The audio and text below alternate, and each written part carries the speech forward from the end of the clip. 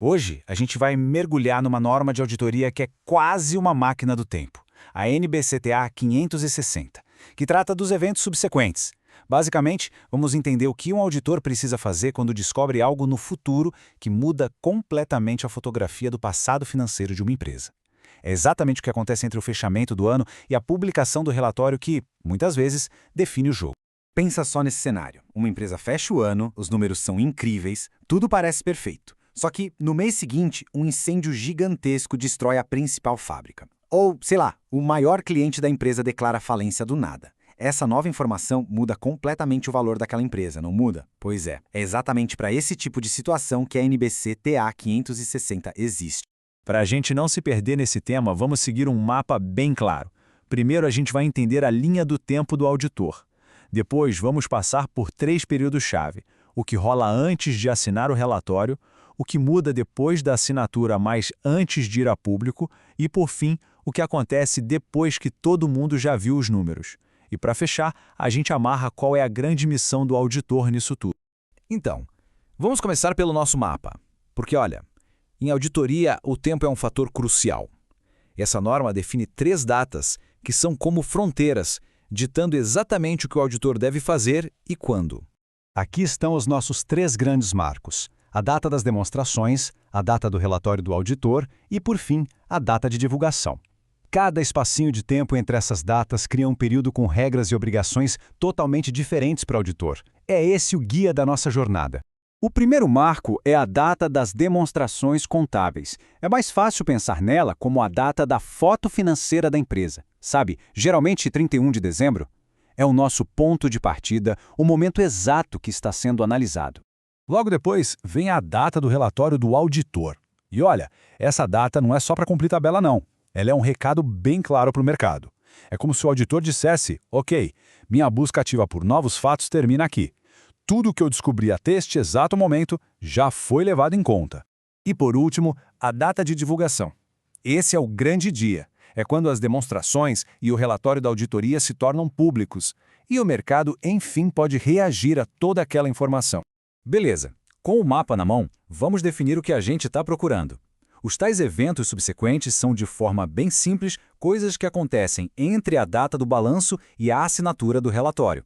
E o pulo do gato é que existem 2 tipos: aqueles que exigem um ajuste nas contas porque eles só confirmam algo que já existia, e aqueles que só precisam de uma nota explicativa, porque são sobre algo totalmente novo.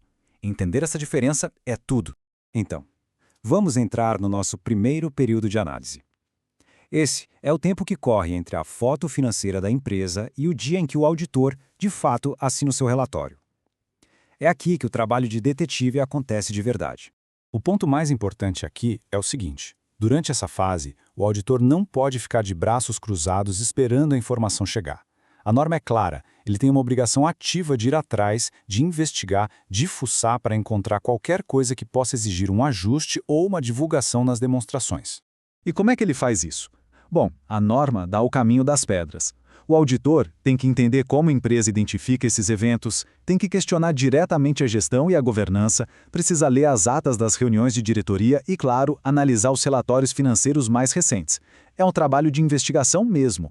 Muito bem, relatório assinado, a tinta da caneta secou. Agora a gente entra no segundo período, que é uma fase bem mais delicada. A opinião do auditor já está formada, está no papel, mas o mercado ainda não sabe qual é. E aqui, a dinâmica vira de cabeça para baixo. A obrigação do auditor deixa de ser ativa e passa a ser reativa. Ou seja, ele não precisa mais sair caçando informação. Mas, se um fato relevante cair no colo dele, ele não pode simplesmente fingir que não viu. O dever de agir continua ali, firme e forte. E é aqui que a coisa fica tensa. Imagina que o auditor descobre algo grave. Ele vai até a administração e fala: pessoal, a gente precisa corrigir isso aqui. E se a gestão simplesmente diz não? Aí o auditor se depara com uma encruzilhada.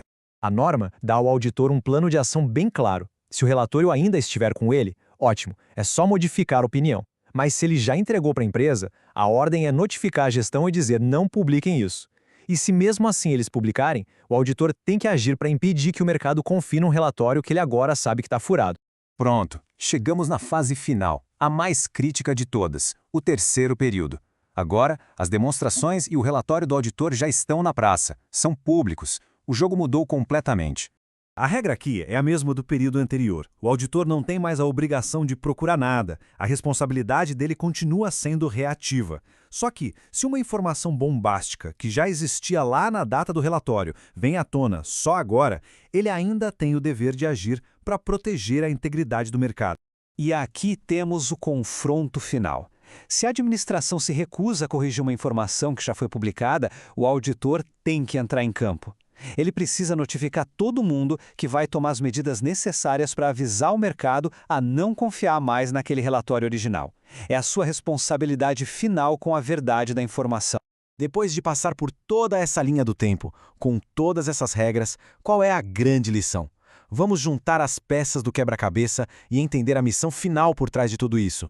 A própria norma resume tudo de forma perfeita. O objetivo é duplo. Primeiro, conseguir provas suficientes para decidir se um evento precisa ajustar as contas ou só ser divulgado em nota. E segundo, responder rápido e de forma certa se um fato novo ameaçar a credibilidade do relatório que ele já assinou. Então, o que a gente tira de mais importante disso tudo? Que o trabalho do auditor não acaba no dia 31 de dezembro. Essa vigilância contínua, mesmo depois de colocar a assinatura no papel, é uma peça fundamental para garantir que o mercado financeiro funcione com base em informações confiáveis. E para a gente fechar, fica aqui uma provocação. No mundo onde a informação é instantânea, onde uma notícia viaja o planeta em segundos, até onde vai de verdade a responsabilidade de um auditor? Será que essas linhas do tempo que a gente viu hoje ainda são suficientes? Fica aí a pergunta para a gente pensar.